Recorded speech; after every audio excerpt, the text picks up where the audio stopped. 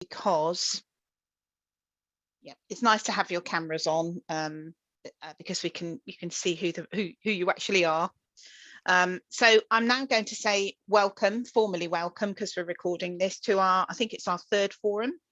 And I hope everybody is well, and enjoying the sunshine today, as I say, because we've had a mixture of weather of late. And it is also really great to see so many people on this call, and a real interest in this topic. It reassures me that we're running with the right thing. And it could well be that you're just coming here to find out a bit more of what's going on. It could be that you've got something to share. That is the whole point of these sessions. So as I say, please take the opportunity to link up with one another. I'm just going to give you a very quick update on some stuff that we've been doing. At the last forum, I asked for a show of hands around Parish Online and who would be interested, because we saw some really great stuff about how it could be utilised. I still haven't got any central funding for that. I am trying, and I've been trying for about a year now. And I did hope that the Suffolk Climate Change Partnership, there would be some funding through that, because I did a paper that really aligned the application to how it would benefit you in that context, but sadly that wasn't successful. I'm working with, or I've got an email into one of the district councils who's looking at asset mapping. That might be useful, and they might fund something, I don't know. And also I'm part of the Digital Inclusion Network, and I did a presentation last week and mentioned the funding, and there was huge interest in digital mapping and the fact that you could have it within your parishes and use it for a whole range of things. So fingers crossed. So that's really good. I've also, with Parish Online, going to set up a user forum. So that would be, I've been putting that off for a little while, but that would be whether you've got it or not. We've got over 40 parishes that are licence holders. The deal that I've got saves about 40% if we got it blanket across Suffolk, which I think is really, really important, that we try and max that out. However, it's fairly low cost per council anyway. I'm talking to Parish Online, so that saying, well, if we got this many and they all signed up, would you offer a consortium a deal? So I'm going to pursue that as well. Lots of irons in the fire, as you can see, for that. We've got some super users in Suffolk on Parish Online, so I'm hoping that our user forum will show that and help people see what the art of what is possible. We've also got some other people interested in working with us and coming to the forum. I'm going to do a piece with Leiston, because they've got an initiative on the East Coast around carbon neutral. I might do a podcast. We might do a podcast where I just have a chat with that project lead, which everyone can listen to, and then that would lead into them coming to a session like this for Q&A. The University of Suffolk, they're interested. Some of their students there are interested in maybe working with parishes or finding out a bit more about what they're doing. That link in some of their studies. That's brand new. I don't know how that will pan out, but I'm quite excited about that. And also the Greenprint Forum. That is an initiative in East Suffolk that SALC's always been sort of plugged into, but I've always tried to make a little bit more of it, because we're doing these sessions and you're all so interested, and I can prove that, then the whole sector in Suffolk really wants to work with SALC. It makes my days long and hard, but isn't it great that everybody is on this page, so to speak. So I will be following all of that up and putting that on a page. And of course, you will have seen our local councillor magazine, I hope, through your clerk. I know there's been quite a few hundreds of views of it so far. I did major on climate and lots of additional resources and stuff that you can look at, including some of the things from last time, which was what could we share with our parishioners through newsletters, magazines, flyers, about things that they could be thinking of, or as all in our own household. So that's really good. So from that local councillor and from the work I did before Christmas, I did a survey with a real focus on climate and some of the questions. And we had some open questions at the end. David has had a look at that, David from the County Council, and that's sort of what you're seeing on your screen. I think we're all seeing that still on our screen at the moment. And he's picked up half of those issues and said, yes, I can cover that. And that's why we've got David here today. So what I'm going to do is hand over to you, David, so that you can cover those things, and then we'll just have an open Q&A and see what comes out of it, if that's okay. So thank you very much, and I'm going to hand over to you, David. Perfect. Excuse me. Thank you very much. I'm going to click on start presentation. Hopefully that's come up full screen for you all now. And as a consequence, I now can't see any of the hands or any of that stuff. So Sally, you'll have to help me out with all that type of thing. I will. Thank you. So yeah, as Sally said, I took a look at the feedback that came through from the questionnaire responses, and I've got a number of points to run through with you in very top line form. What I'll propose to do is speak for around another 20 minutes, 25 minutes at top, something like that. And then obviously as I'm covering a reasonable number of points, we won't be going into a lot of technical detail on any of those things, but I will be at the end signposting you to further resources that you can use for information, and also give you some flavour of the sorts of funding that's available for all this. So the idea is that I'll just give you an overview of it all, because those were that was what came back through the questionnaires, that people want more information around. So I have kept this relatively straightforward, so that it's equipping you with the kind of answers that you might need for having conversations with parishioners, or perhaps just at parish council level. But of course, if you have any more detailed questions, then feel free to put them in the chat, and I'll have a go at answering them.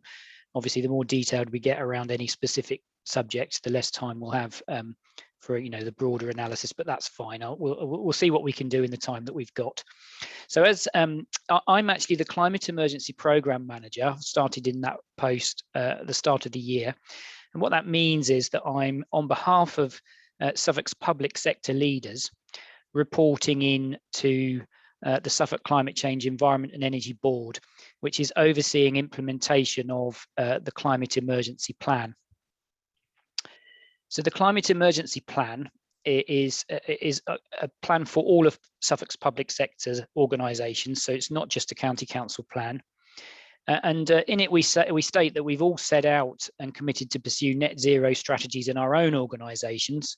So we can do that. That's the target, that we will be carbon neutral by 2030. That's what the various councils have set that target. Other public sector organisations have got slightly different targets, but they're all around that type of aim. But that also we want to work together to support and guide our residents, communities and businesses to make the changes required to best set the whole county on the path for carbon neutrality by 2030. So that's obviously a very bold aim, really hard to do, and the Suffolk public sector organisations on their own have no hope of achieving that. It's only something that can be achieved if everybody that lives and works in Suffolk engages on around that target. So our role really is to try and put us on the path to carbon neutrality by 2030 as we see it. Obviously not a target for us to achieve on our own as a set of organisations. Where we see our role is either taking direct action, so for example greening our fleet, addressing the energy efficiency of our corporate estate, or setting a framework for action, so for example around the planning policy landscape, transport perhaps, by putting in place projects to help others to make changes. So I'll tell you a little bit about our Solar Together Suffolk campaign later on, which Sally, you referenced in your introduction, which is a collective purchasing scheme for solar PV and for batteries, so that if Suffolk residents want to take that step, there's an easy way of doing it, which uses collective purchasing to drive the cost down, and we have a sort of an oversight over how it works, so that there's assurance on behalf of customers that it's a good quality system. We can provide advice and information, which we do, and I'll talk to you about that as well. And then, of course, we can lobby with government departments. So that's where we see ourselves interacting around all of this with our stakeholders across the county. And Suffolk's public sector leaders have earmarked some money to enable that to happen. I won't go through all of this, but this slide just, if you look at the bottom half of the slide, it shows you what the plan focuses on. Collaborative action, which is all the underpinning framework for the foundation for the more sector-based themes. So how we fund all this, how we link up with our stakeholders, how we monitor it, all of that kind of thing. And then the 4 sector themes of homes, and that's where my focus is for this presentation. And we're also looking at transport, industrial and commercial energy use, and how we generate power in our area. So it's a very energy focused plan. It's how we heat our homes, how we power our businesses, how we produce power in our area, and how we move ourselves around. It has to be relatively tightly defined, even though that's still pretty broad, just so that it's achievable. There are other aspects to climate change, of course, that aren't covered by this. There's the whole biodiversity angle. We have a natural environment team working on that. There's a huge impact in Suffolk from the actions that our agricultural sector takes, of course, and we don't really go there with this plan. There are other parts of central government and organisations supporting farmers with all of that. We've had to concentrate our efforts on where we can have some influence and where we've got a track record of interacting with the relevant stakeholders. Right, so on to the bit where I cover the types of questions that were coming back from the questionnaire. So what I'm going to run through is, it's as I've said, it's an overview, but the types of initiatives that you can take in the home, parishioners can take in the home to use less energy in the first place. That's always the place to start. The no or low cost measures and insulation, a bit of an overview of all of that. We'll look at sustainable heating. So the next step is, if you want to reduce your carbon emissions, how do we reduce the emissions associated with our heating? Suffolk is largely rural. 30% of the houses in our area are in fact off gas. So there's a lot of oil consumed in heating our homes, and even when it's gas, there's still stuff we can do. Gas still has a carbon footprint. And then, so I'll talk about heat pumps, because there's a lot in the news about that, and I think that's worthy of a bit of investigation. Biomass boilers, much less in the news about those. They are an option though. I've got one myself. And wood burning, the interaction between wood burning and air quality, I think, is something worth touching on. And we talk about solar PV, and I haven't written down battery storage, but that, in my mind, goes hand in hand. And then further information and funding, and I'll give you some links to explore after the presentation on that. So we lose heat from our homes, so that's the first 4 bullets on this slide, largely from our walls. Around 35 to 40% of our heat is lost through our walls, or can be lost through our walls. The biggest chunk, actually. Then the second biggest chunk will be up through our loft. And then less than people often assume comes from our windows and doors, but obviously there is leakage there. And then also out through our floor. So what can we do? First of all, I said I'd talk about low and no cost measures. Draft proofing is one of the most cost-effective measures that you can take to stop heat leaking out of your home. That it's a relatively inexpensive. Any DIY store will sell you what you need for this, and you can do it yourself quite easily. Obviously, you can also pay for it to be done, and a professional organisation will come and do it for you. It's usually a few £100, and obviously they'll do exactly what needs to be done, exactly where it needs to be done, and use exactly the right materials, and maybe take a weight off your mind from doing that. But this is one of those sort of very easy to do things yourself. Where have you got your leaks, and just plug them up. I mean, that draft proofing stripping is really easy to apply, and you often find if you stand near a door on a cold day, particularly if there's a slight breeze, you can feel air coming in you can feel it, and if you put some draft proofing along it, it actually stops it pretty effectively. So it's a really easy thing to do, and that's a good place to start. So I'd always advocate the easy stuff first. I'm talking about windows and doors. Obviously, if you have a listed building or you live in a conservation area, this is not as straightforward as simply dealing with your windows and doors. There are obviously other issues that you'll know all about and don't need me to tell you. But actually changing your windows, upgrading them, that's an obvious. I guess this is an obvious one. Lots of people do this, and often it's the first thing people think to do, and imagine that just solves everything, which of course it doesn't. But it does have an influence, and you'll know you'll know how to deal with that. UPVC double glazing and energy efficient doors will make a difference. And often doors will kind of lose their seal after a while as well. You can feel the draft coming in after they've been in a while. They don't last forever.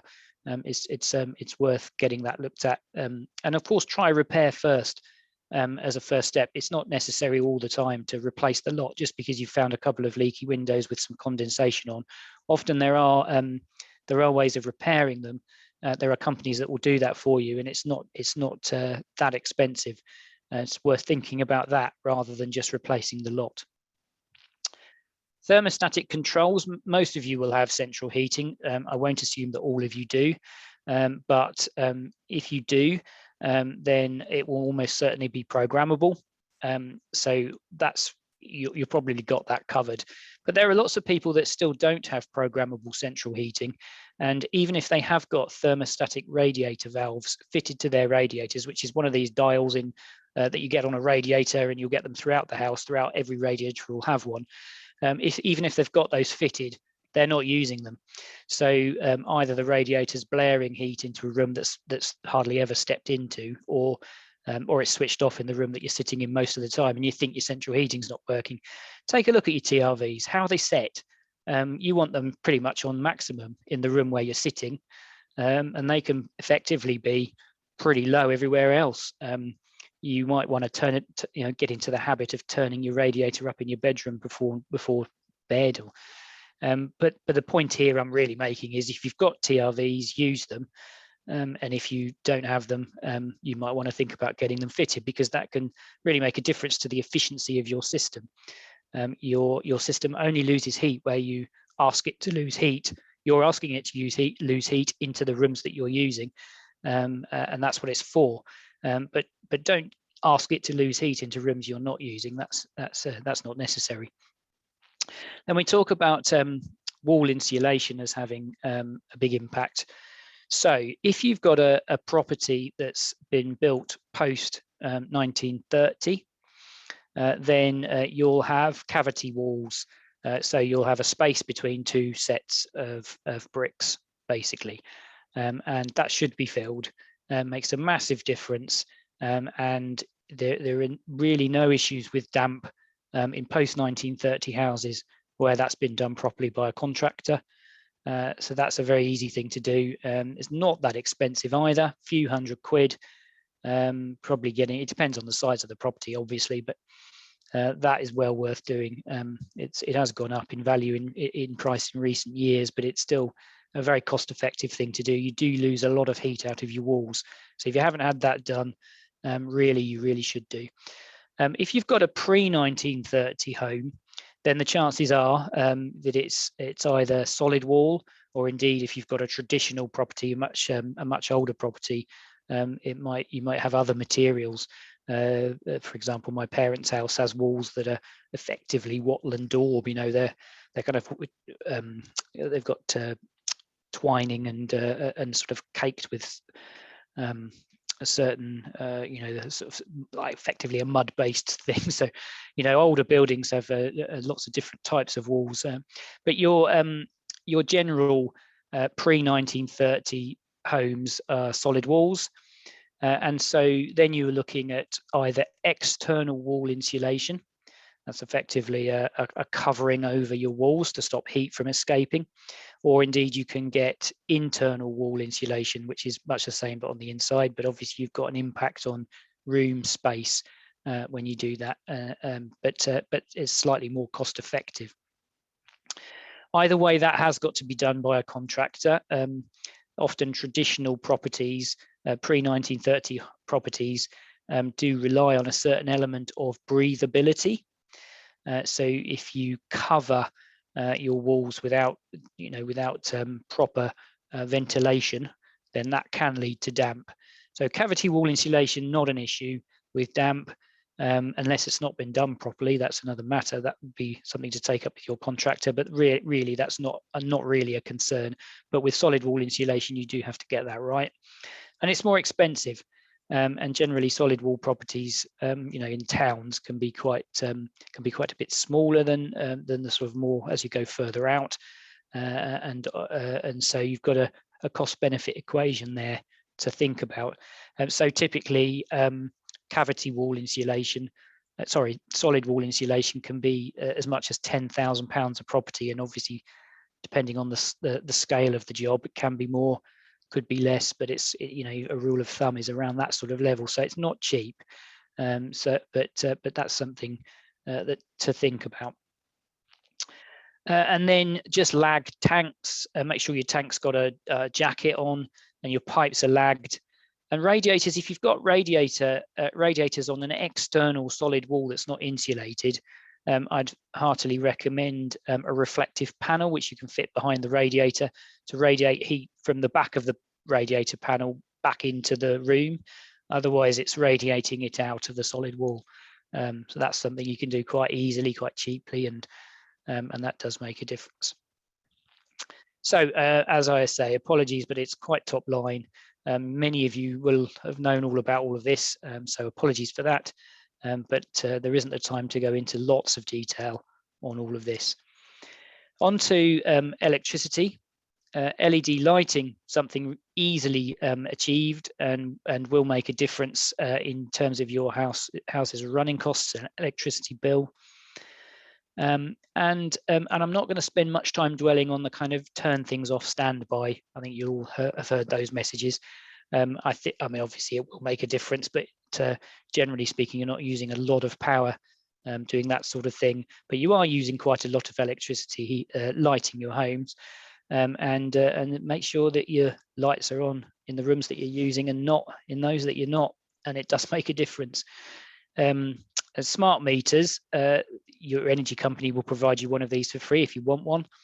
They're a way of seeing where you're using energy and when you're using electricity, and how much the various gadgets in your home are using. You can wander about with a smart meter, turn things on and see what impact it has in real time.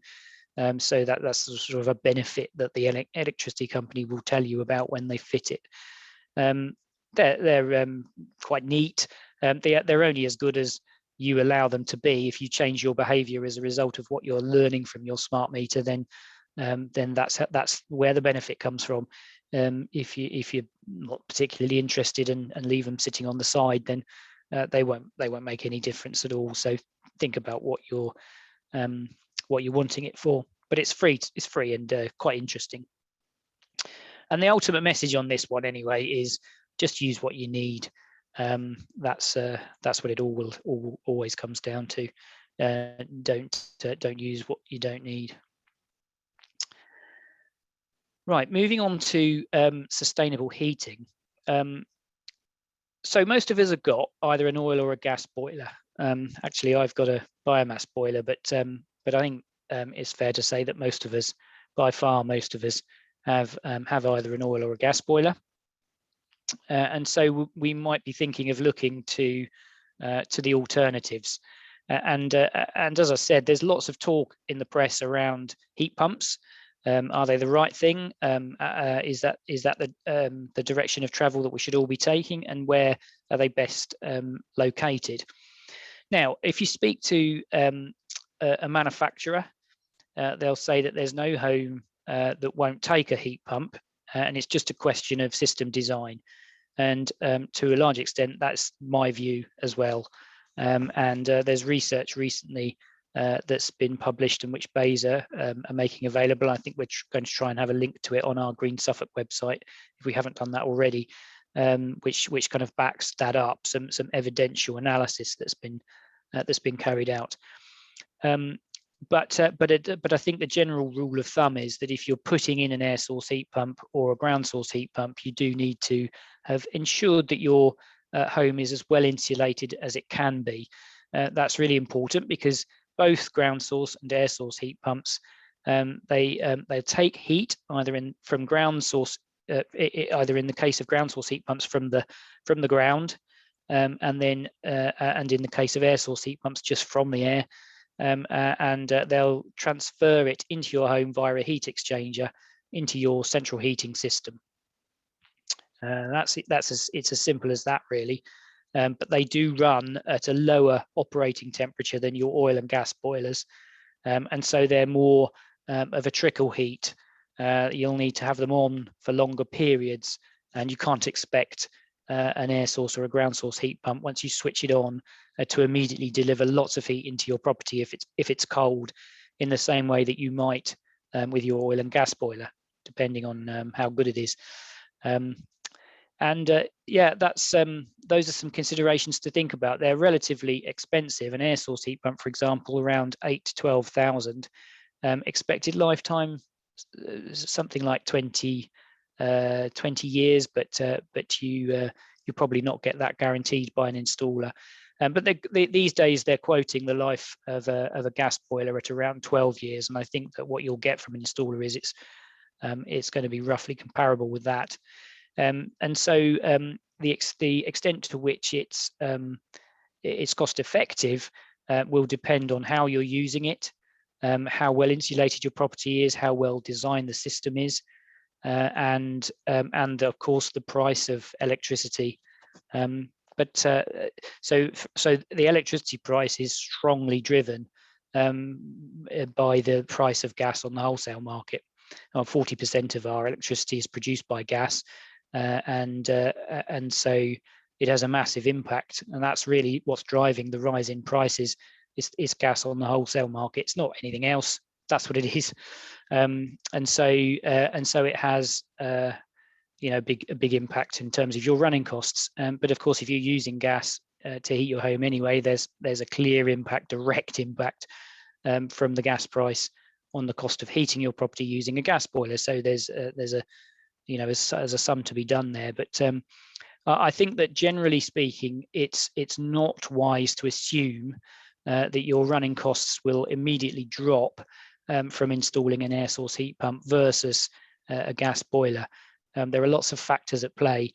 So this one is about decarbonisation, and indeed, BEIS have been consulting on removing the ability of homeowners to replace an oil boiler with another oil boiler from 2026, because there's a strong imperative to move people away from burning oil for home heating, and so that's something to think about there. You're going to have to start doing your research around this if you're living in an area where it's off gas, which, as I say, is 30% of Suffolk's houses. So I talked about air to water there, which is where your heat pump is delivering heat via your wet system that circulates water around your radiators. That's air to water. Air to air is much more straightforward, removing heat from the air, blowing it in from a unit that's placed on your wall into the room, and it is simply it's simply a hot air blower using using heat derived from externally. Both ground source and air source heat pumps will deliver heat at quite low temperatures, surprisingly low temperatures. But depending on your property, you might want to consider a secondary heating source. And actually, lots of properties have got these anyway. Wood burning is a common method for that. And you'll probably know, if you've got an open fire or a stove, that a stove delivers a great deal more heat to the property than an open fire will. And at the same time, the air quality aspects of using a stove versus an open fire are quite stark. Open fires tend to burn at a lower temperature. They do give off a lot more smoke. They are an issue particularly in urban areas, whereas stoves burn quite high temperatures, very efficient. Once you've got it up to temperature, you're effectively gasifying the logs that you put in, and there's very little emissions come off those. And as long as you're using dry wood, and I guess I would say kiln dried wood is the best. It's more expensive, but it really gives a lot of heat for its mass. It's the most cost-effective thing to do is to buy kiln dried wood and put it into a wood burning stove, and you'll get lots of extra heat from doing that. And if you've got an air source or a ground source heat pump with a secondary heating source like that, I think you'd be pretty sorted, as long as your system has been designed properly. Putting one in, a ground source or an air source heat pump, by the way, might well mean that you need to change your radiators over to ones that better suit a low flow, lower temperature system. And that's something to factor into the costs, but your installer will give you a quote on all of that.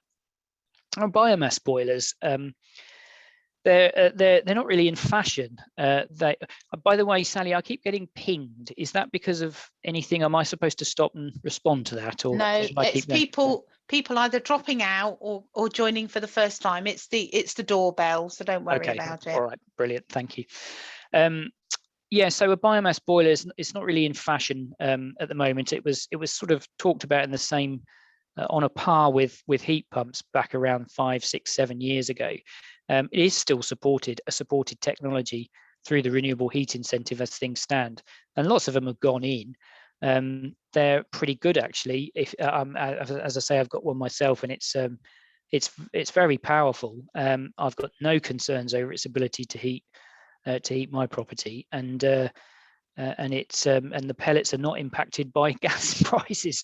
My pellet price hasn't changed actually in all of this that's been going on with the price of electricity and gas, and oil, of course, is obviously affected by the trading environment. Oil price is very high at the moment, but it does take quite a lot of care.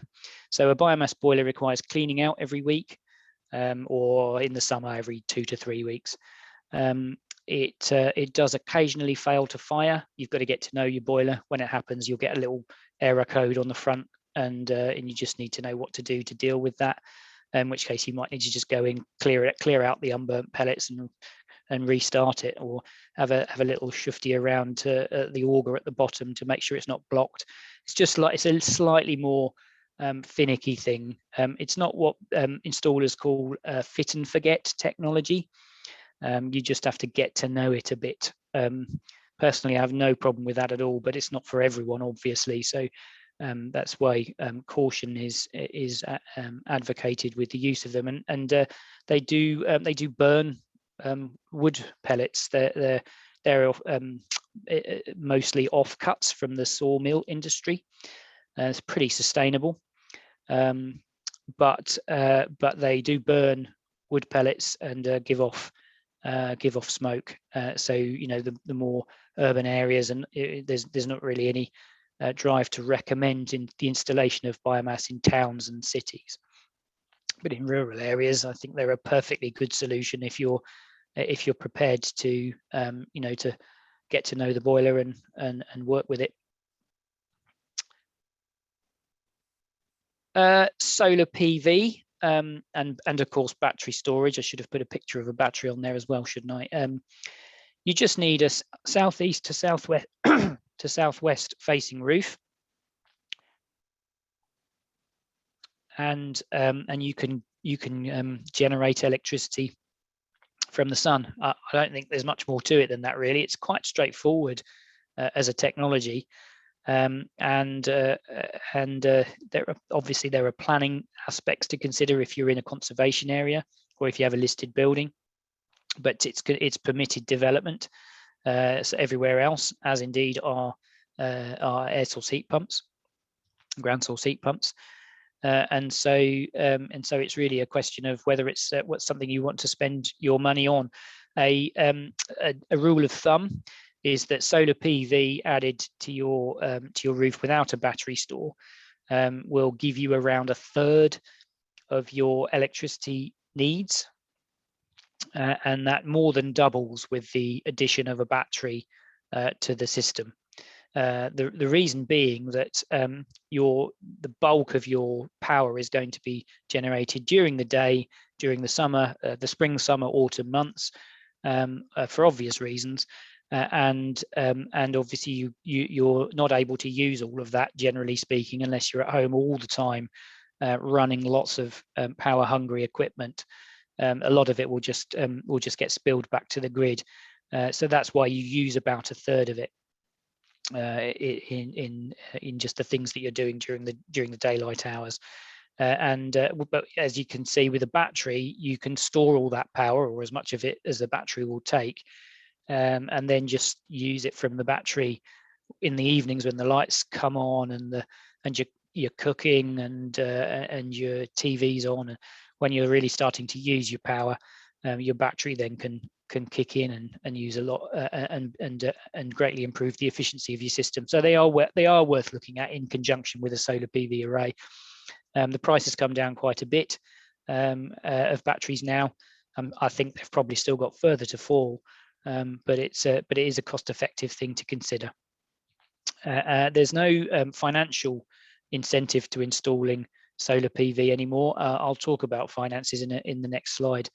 But there is with heat systems. I'll talk about that. But actually, in terms of PV and batteries, it's just a question. If it's a financial consideration, it's just a question of how quickly you can pay back the investment from the electricity bill savings. So you'll know what you're paying per month. If you think about putting a solar PV array on, which can be around 4,000 to 5,000 for the typical home, then think about how long it will take to pay off if it's dealing with about a third of your use. And similarly with a battery will add an extra something like 3,500 on, but it will more than double the efficacy of the system. So it brings down the payback time, even though it's a higher initial outlay. Right, we're nearly finished. I can see actually from the chat that there's lots of questions, or certainly lots of items on the chat. I can't see any of the questions without fiddling with it, but we'll come on to a Q&A. I'm not sure how much time we've got left, but we'll come on to a Q&A part. But do take a look at our Green Suffolk website. Lots of information on there, advice and guidance, and lots of different sections to it. Take a look and explore. I'll always encourage people to go and have a look at that. The Energy Saving Trust website is excellent on all of this. It can be quite top line, but nevertheless, that's a really good place to investigate all of the stuff I've been telling you about, and as a link to send to people that are interested. There's few better really, because it does cover all of the aspects of home energy efficiency and sustainable heating generation. There's drop downs on all of this stuff. Goes into much greater detail than I've been able to in the time that I've had speaking to you just this afternoon. And so there's plenty to go at really in as a resource, and it's obviously it's all open source, open access, and it's very credible. You can trust the information that's on there.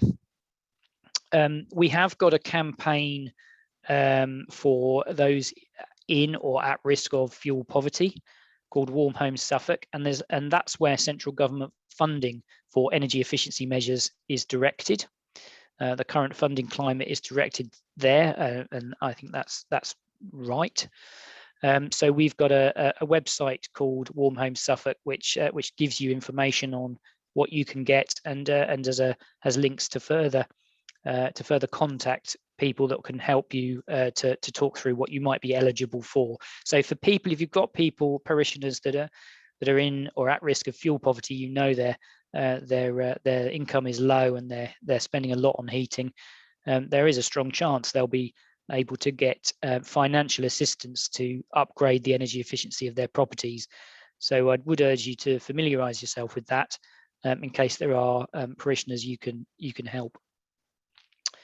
We do have, although there's not much in it at the moment, we're looking to deal with that, a Suffolk Green Homes loan, which is a 0% loan fund for those that can afford to put measures in, but don't have the upfront capital, and just want to use an interest-free loan to put something in, which they then repay through energy bill savings. So that's something that we offer as a service. It's administered for us by Eastern Savings and Loan Credit Union, and so yeah, I'll put a link to that on the system. But as I say, there's not a great deal in it at the moment. It just, if you have a look and then want to do it and get declined, it's probably just because of that. But we are looking to deal with that. Nationally, for heating systems, we do still have open the heat equivalent of the feed-in tariff scheme for electricity for solar PV generation. It's called the Renewable Heat Incentive. It covers air to water air source heat pumps, ground source heat pumps, biomass boilers, solar hot water. It covers a range of technologies, and what it does is give you a payment for every unit of heat that is generated. It's done on a deemed basis, so it's estimated based on the capacity of the system you're installing and the energy use, the historic energy use of the property. But it's a pretty good, pretty generous subsidy. So you do need the upfront capital, but it is a generous subsidy to install the technology. That will be replaced next month with, or I'm not quite sure on the timings, but next month is being talked about as the launch date of something called the Boiler Upgrade Grant, which is intended to be a direct replacement for the Renewable Heat Incentive. There may well be a period of overlap, but you certainly won't be able to apply for both. And the Boiler Upgrade Grant is an upfront grant, and looks like that will be around £5,000 for each technology, and that's actually less generous than the Renewable Heat Incentive, but it does remove that upfront barrier to finding the capital to install. Solar Together Suffolk is the campaign I referred to earlier, and this is the collective purchasing approach that we take in partnership with an organisation called iChooser, which have been doing this for many years and do it on behalf of other councils across the country. And they handle all the due diligence aspects, and they arrange an auction for installers to bid into once the registration period for each year's scheme is concluded. So we might, for example, through a registration period, attract around 2,500 interested residents in having solar PV and battery systems. Those 2,500 residents are offered up as numbers for an indication of how extensive the scheme is going to be, and there is a general calculation as to how many will install from that initial interest. It's around sort of 15%, and then that gives a big number of potential likely installs to the winning installer, for which they've had to do no marketing whatsoever. They've had to do no speculative surveys, many of which in general operation are done and discarded by the potential customer. So that's a cost which they have to factor into their prices, and so it's effectively what we term hot leads. So these are residents that are going to have a system installed and no real work for the installer to find. And because of the numbers involved, the installer can organize itself to install area by area. Very efficient, and it's a way of really driving down costs for the participating customers. The last few years, we've used Greenscape Energy, an Ipswich-based installer, so it's a local installer. They are highly incentivized not to upset either us or customers in their area, and really give us very few problems. So it's a really good service, and I'm actually a customer this year myself, and it is a good price. It's a good quality system, and it's a local installer, and it's a very easy system, a very easy project to get involved in. It's easy to sign up to, yeah, that's what we offer. There is a £150 deposit for the survey.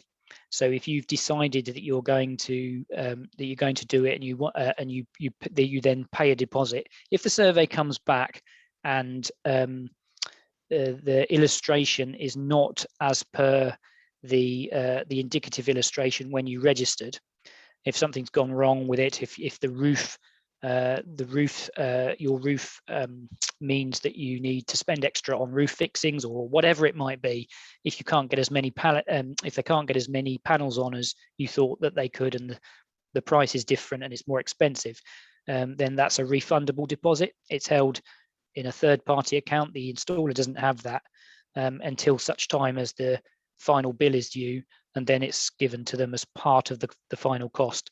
So the £150 is a deposit, not a cost, and it is a refundable deposit if the survey comes back different to what you were expecting and it's more expensive and you decide not to go ahead.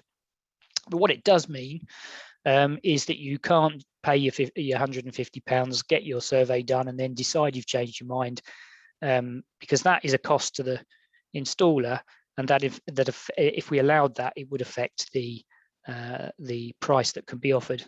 So that's what that's all about. So that scheme is run every autumn. So that's a way of getting hold of a system. If it's of interest to you, it's offered as a service. It's entirely up to you. But it's something you might want to highlight to residents as something to look at in the round.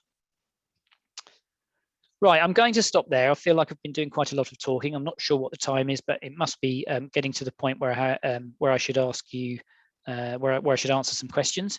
So Sally, if I can hand back to you and have you coordinate that. I hope that was roughly speaking what you were looking for.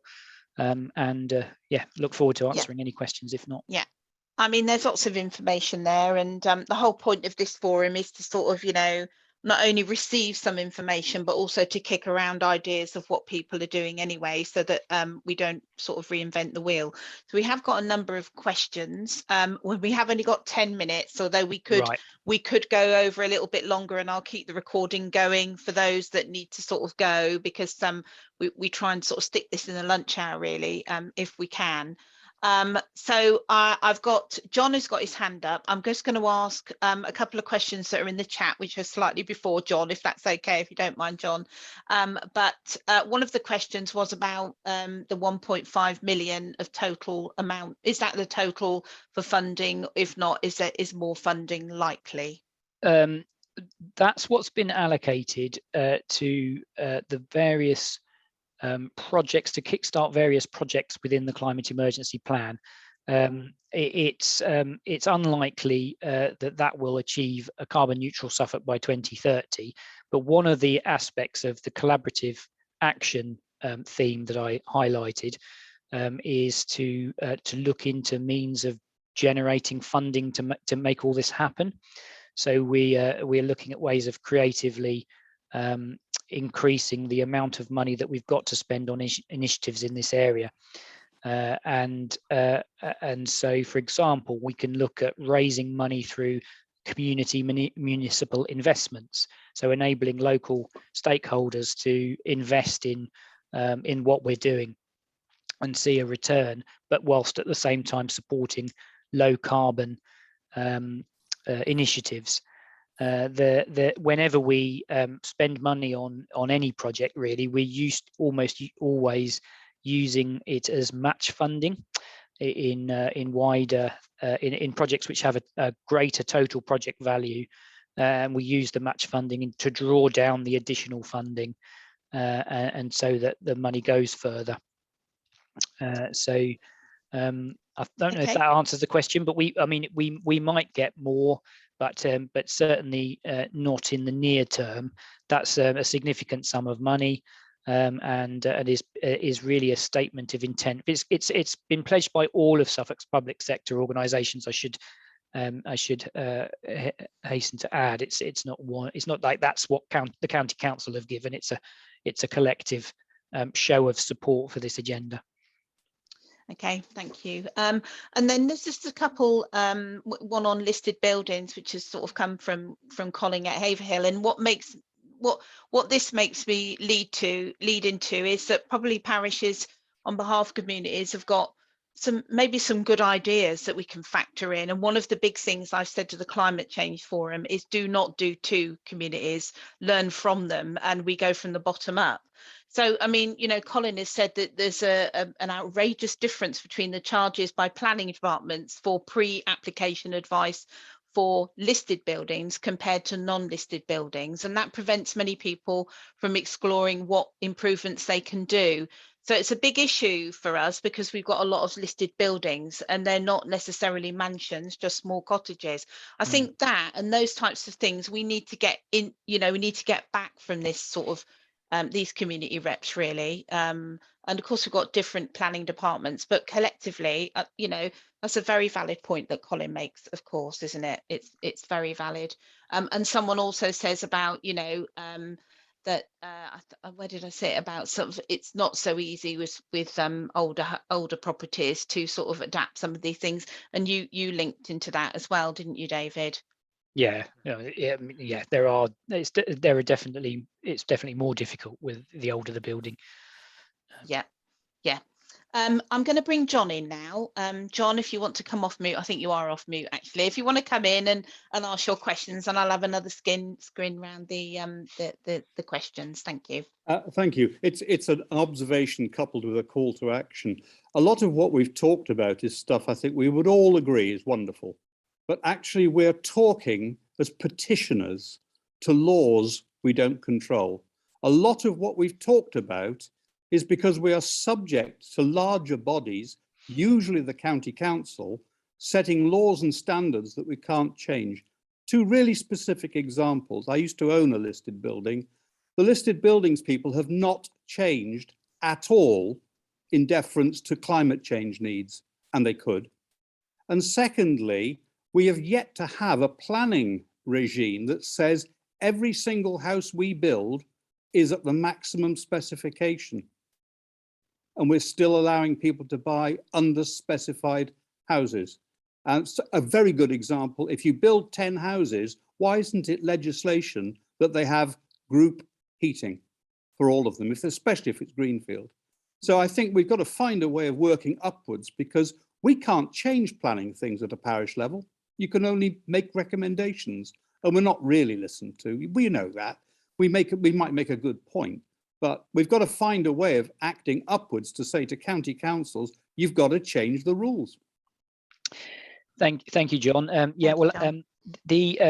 It's the boroughs and districts, actually, the local planning authorities, which by and large set the rules around listed buildings, and they would say that they're bound by central government policy, which to a certain extent is true.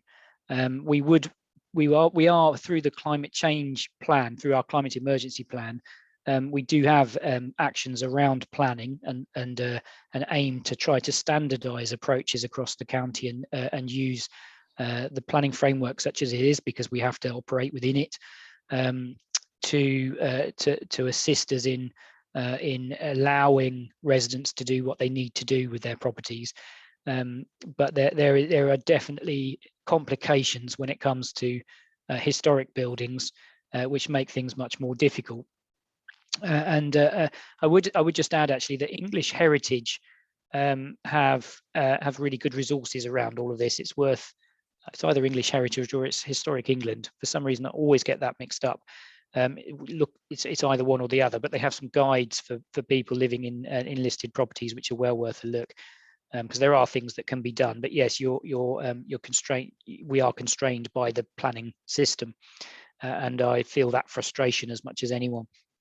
I didn't talk too much about new build. You made the point there around regulations for new build, and I totally agree with that. The volume house builders are currently not required or incentivized to build houses that are appropriate for carbon neutrality by 2050, as per the Climate Change Act, which we are as a country supposed to be legally bound by. That is a fact, and it's a source of intense frustration. Okay, thank you very much.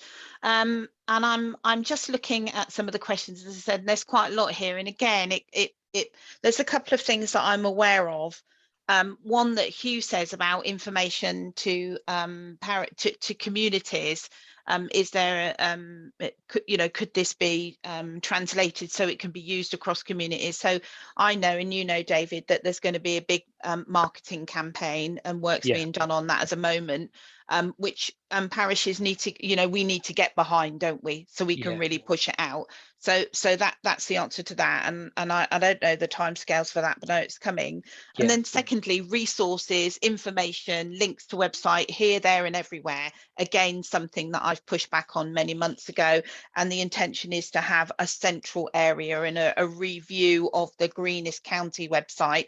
I'm sure that can't come quick enough for everybody here, because you're sharing all these links. We've got a one-stop shop on our website, and it can all get very confusing. And that's why this forum is really important, because the stuff that people don't know, or the questions that they're asking, of which there are a number here, that's evidence of how it's landing on the ground. And we've got to fix that, haven't we? Yeah, the Green Suffolk website, as you say, Sally, is being reviewed. Actually, all of the links that I provided in this presentation can be found on the Green Suffolk website. So that's how we're feeling it should operate as a central hub. We won't be, for example, reprinting all of the Energy Saving Trust resources and information on the Green Suffolk website. We'll be providing a link to the Energy Saving Trust website. That is the approach that we will take. So there will still be an element of surfing around this, but the idea is that we should be simplifying what Green Suffolk has to offer, making it really easy to find that information and to explore those further links. At the moment, it's got rather too much on it. So yeah, totally agree. Okay, well, we've kind of running out of time, unfortunately, and I've got a few questions, and I wonder if maybe I can pass them through, David, and you could have a quick look at them and see if there's anything extra you can add, and then we can publicize them. I think that might be quite useful if you wouldn't mind doing that, because we haven't got much time. Yeah, of course. Well, sorry if my presentation went on too long. It sounds like I should have shortened it a bit and spent more time on the Q&A. Well, there's a lot here. I mean, there's some really great stuff from parishes saying, how can we all work together to really get this thing for planning and new properties? Could there be some collective lobbying? Well, of course, SALC does that in various forms. We're waiting for planning reforms. I've no idea whether there's any surprises in there that might help. It all seems to be quite slow, sadly, with that type of stuff, and everything's stuck centrally at the moment. So I think what we'll do is we'll push these back if we can, David. Hopefully I could download the chat successfully, and see if you can help with some of those other things. One thing I'd be happy to do a written response to a Q&A. Maybe I'll do it that way. Yeah. Brilliant, thank you. And just to say that, please connect with one another. So we know how great, what great initiatives are we've got them signposted on our dedicated page, but Woodbridge have got a climate action conference between the 2nd and 3rd of April. And there's a link right at the beginning of the chat from Martin, I think, to that. So please take a look of it. And if you've got any events or anything that you want to share, that's what we need to be doing at these sessions, because that's really, really important, so we can learn from others. Because if Woodbridge have already walked some of this walk, then we don't want everyone doing the same. Let's sort of cut to the chase. I think you've probably got quite a lot you could share, haven't you, Martin, from your council? We've got a simple link on our website, but it's more reading. It's not as good as talking to people, is it? Well, I agree, and ours is on action really this time in terms of localism, really pushing the agenda of localism. But having said that, we're wanting to make a little bit of space for people to talk about their feelings as well, so that it's a mix of action and being with as well. Yeah. Thank you. Yeah, Thank yeah, you. that's very good. That's okay. And yes, there's a lot of change for you to think about. We've just got an electric car, and it's a little bit, you know, we have had that sort of worry about, will we get to my mum's okay and by charging points, but we've done it and it's all okay. We've got our solar panels coming in a few weeks and looking forward to that. But I think everyone should have the opportunity for this. It's, at the moment it's an upfront capital cost. David has said about some of those initiatives that could help. So, I think there's still an awful long way to go. And there's still a lot that we've all got to learn. But I think your point, Martin, about talking about it and sharing that sort of experience is really good. One thing that that did strike me again, Colin, is highlight it about as he said about people, I probably can't see it now, about people that are, where is it? About policies, who polices the upgrade grants for sort of boilers, so that suppliers aren't overcharging, and certainly how that works with the grant funding. So that will be interesting to get an answer to that. I must admit. I'm going to stop recording now, but just before I do, I want to say a huge thank you, David, for coming along. There was a lot of information in there. There is still half of a load of queries in our questionnaire as well that we need to have a look at, but hopefully we can just keep going along, because this is actually feeding from the bottom up, and I want to keep doing that. I wish I had time just to do this all day long, because I think it would be hugely beneficial, but sadly it's a grain in a great big pot of all of our work. But we couldn't do it if we didn't have councils coming along to this session, so I'm really grateful for everyone coming along. If there's any ideas or future things that you want to cover, please let us know. If you've got any initiatives that are going on, please let us know so that we can share them. And hopefully the next one will involve Leiston and them talking about what they're doing. And I know, David, you still got some stuff to give us too. So at some point we need to have a session where we can just network and talk about what we're doing, maybe face to face, and maybe, the Suffolk Climate Partnership can enable that. I think we've talked about an annual event, haven't we, in something like that. So that would be great for parishes too. Very much in favour of that. So let me stop the recording.